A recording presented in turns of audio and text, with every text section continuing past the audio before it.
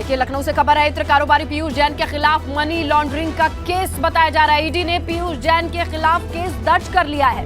करोड़ों रुपए की संपत्ति को अटैच कर सकता है ईडी।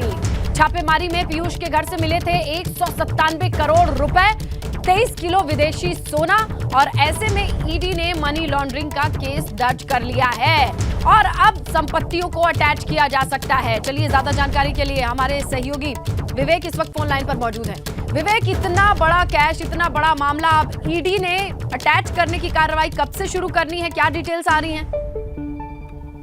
इसने लता अभी तो एफआईआर दर्ज की है, ईडी ने केस दर्ज किया है और इसके बाद जो कार्रवाई होती है वो है उनकी संपत्तियों का आकलन करना। हालांकि पिछले साल दिसंबर में डीजीजीआई अहमदाबाद की टीम ने पीयूष जैन के कानपुर और कन्नौज के आवास पर छापे मारे थे और वहां से करोड़ों रुपए की टैक्स चोरी का मामले का खुलासा किया था। उसके अलावा जो कानपुर में उनका आनंदपुरी में आवास है, वहां से 177 करोड़ रुपए कैश मिले थे और कन्नौज के मकान से जो आलीशान उनका पैतृक आवास है, वहां से 19 करोड़ रुपए नगद और 23 किलो सोना, वो विदेशी सोना था, यानी उस पर जो मोहर लगी थी विदेशी सोने की मोहर थी, वो मिला था और उसके कागज नहीं दिखा पाए थे पीयूष जैन। उसके बाद इनको गिरफ्तार किया गया था, इनके खिलाफ एफआईआर हुई थी।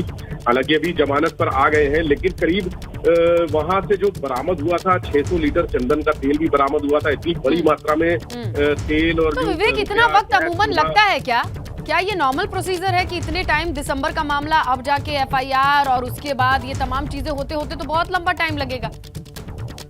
देखिए, इससे लगा ईडी का एक प्रोसेस होता है, वो आकलन करती है कि ये पैसा गलत तरीके से कमाया गया, जो हवाला का पैसा आता है या गलत तरीके से पैसा आता है, मनी लॉन्ड्रिंग का केस, तब ईडी दर्ज करके उसकी कार्रवाई शुरू करती है। अब केस दर्ज कर लिया है तो आगे पीयूष जैन की सारी संपत्तियों की सूची, ब्यौरा जुटाया जाएगा। यहाँ नहीं, उत्तर प्रदेश में नहीं, अहमदाबाद में, मुंबई में, तमाम जगह पर उनकी संपत्तियां हैं।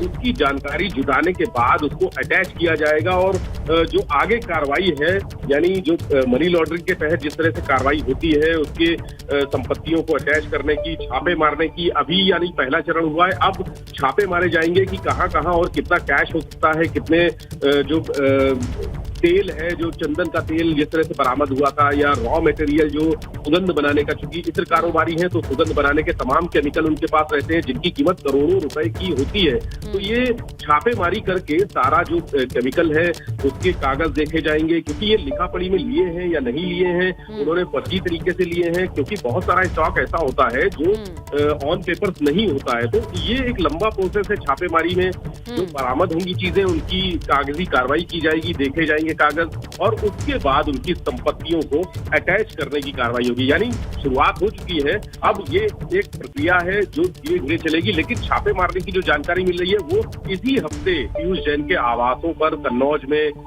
कानपुर में और अहमदाबाद में, जहां उनके ठिकाने हैं, जहां उनकी कंपनियों के ऑफिस हैं, मुंबई में जितना बड़ा ये मामला है और जितना सारा पैसा मिला है, इसके बाद कोई शक नहीं कहां तक फैल चुका होगा इनका कारोबार। अब इस पर देखना होगा कहां छापेमारी के बाद कैसी तस्वीरें आती हैं। शुक्रिया आप।